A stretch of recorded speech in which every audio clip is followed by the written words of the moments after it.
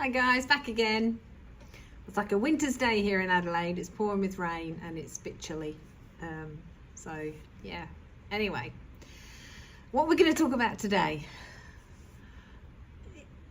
I thought it would be interesting to talk about how when we create patterns early on, we are setting ourselves up for patterns down the line.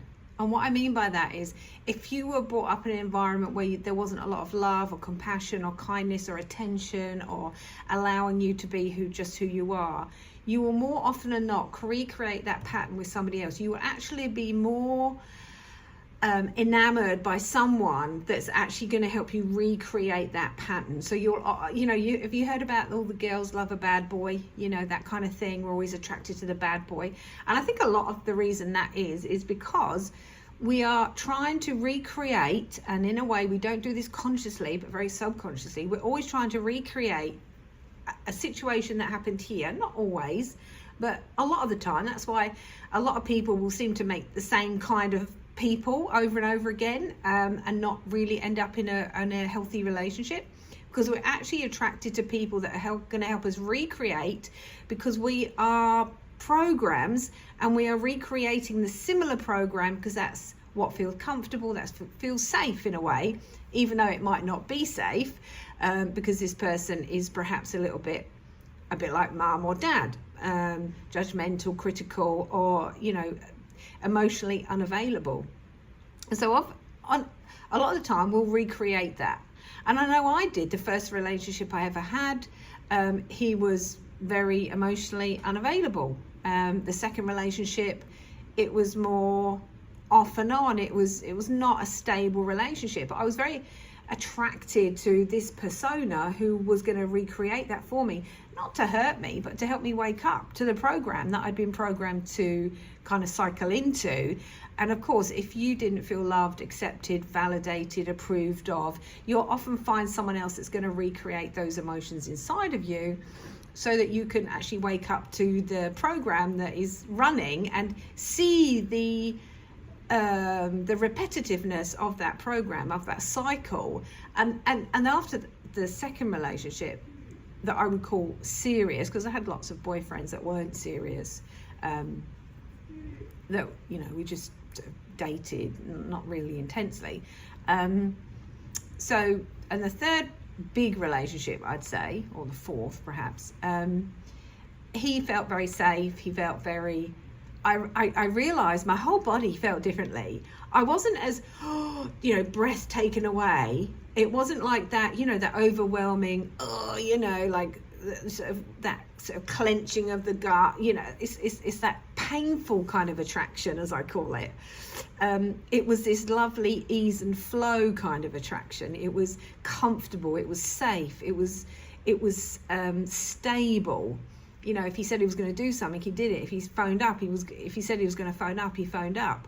And actually, I was so ready for that kind of relationship. I was so over games and drama and all that, that when I saw it, I didn't run from it. And I think a lot of people, they kind of misinterpret that stable as boring, and they're not as attracted to that personality. But in a way, you see, those other personalities, you might find them a bit more heightened, the experience a bit more intense, but they're not long lasting. It can't actually survive that, because it's like an emotional roller coaster. And it's not until you realize that that's not what long-term relationship can look like. If it's too much, then it's too much, isn't it? And the ups are really up, but the downs are really down. And that's a roller coaster that you sometimes go on. And so finding that safe person can look a bit like, oh, I'm not as attracted to them, or I don't get that thrill, that huge endorphin rush. And I actually think that's a good sign, because that's probably someone you can actually do life with. And so recreating the cycles of your program is very normal and very as it is. And I think once you understand the cycles, when you understand what you look at the past and see what you've been brought up with, and you realize you kind of probably hone to find someone similar, And when you do find someone safe where you're seen and heard and understood, and someone who's stable, you might lose that oomph, that attraction, and then see it as something that's not sustainable. But actually, far from it. It's probably exactly what you need, as you know, to feel safe, because that's something you can see long term.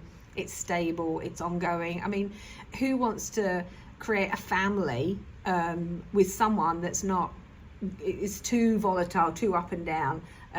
You know, you want to be in a stable relationship, and that's the problem with, I think, a lot of relationships.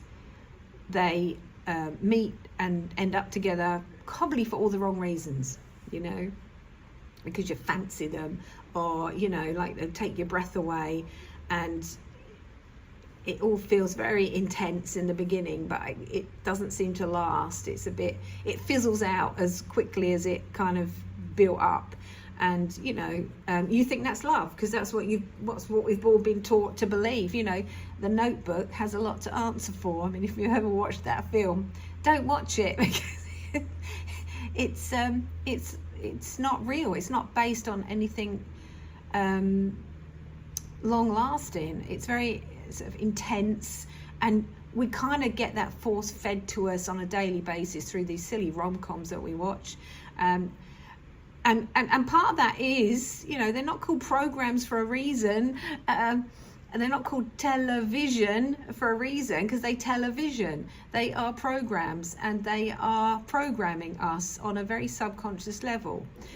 You look at Friends, 10 years of Friends, and I think that was a big part of destabilizing the family unit. You remember all those programs we used to watch? It was all about families and, you know, respectful parents and good communication with, you know, the family and the dynamic, and it all changed. It went to Friends, and then it was like, you know, parents were, you know, sort of perceived as weak, pathetic, stupid, you know, they weren't seen as people to look up to and respect. They were seen as, you know, a bit unimportant.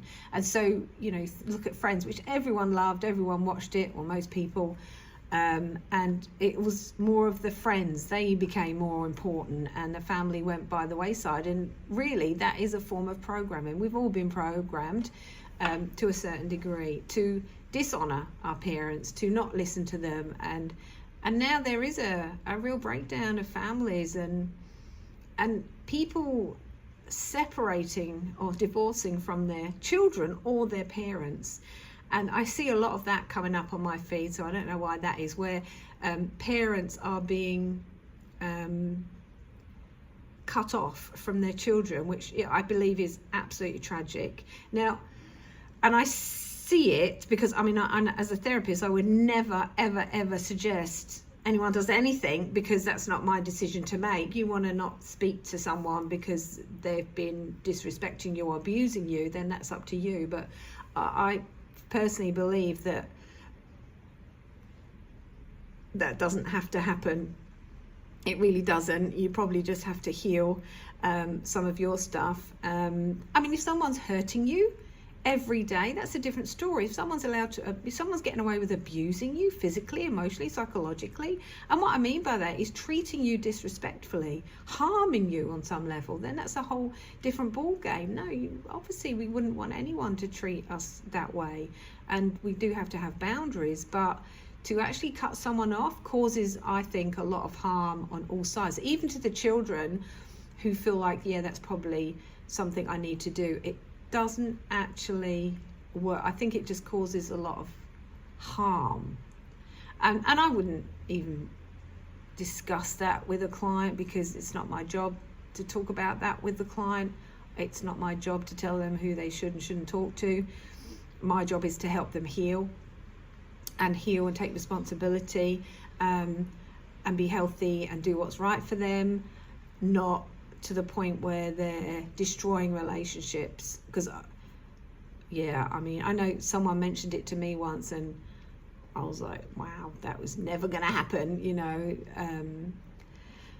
But then I've talked to some clients who one particular who would go around and her dad would beat the crap out of her, basically. So maybe that's a dad, or that's a relationship you need to steer away from. Obviously that's not working for either of one of them, and that's not allowed. That's absolute abuse and violent and aggressive, and that's not good. But that's the extreme.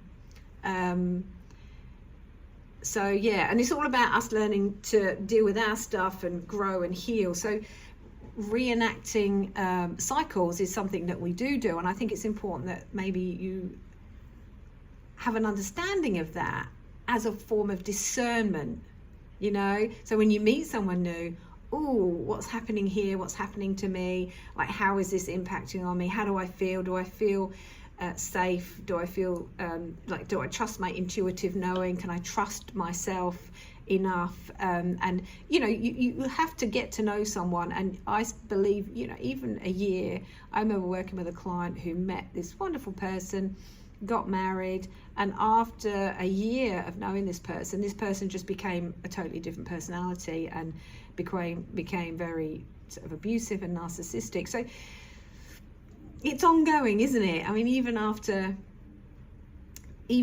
knowing someone, you know, sometimes you don't actually really know someone. Sometimes they keep, you know, because they've done a lot of repressed, deny and avoid, so they keep themselves very much withdrawn, and maybe you only see the real them, you know, after they feel safe in a relationship, like there's a marriage or a, you know, a commitment of sorts, that they feel safe then to be more who they actually are. So even then, so this is why, you know, trust is overrated. You know, can we really trust anyone? We can trust ourselves. That's what I teach people. Be trustworthy, and then it won't matter.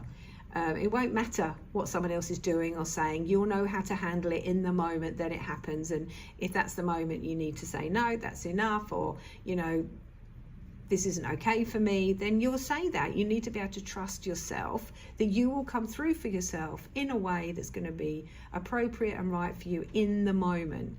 And that's all you can do. And when you do trust yourself, and I know it's a good place to be. I know I've been there for a long time now, and I actually feel very secure in that. That doesn't mean I don't have issues. That doesn't mean I don't struggle sometimes, of course. I have actually done another video, and I didn't put it up, but I will put it up, about something really distressing that happened to me a couple of weeks ago now, and how I managed it. So I will put that up maybe in another week.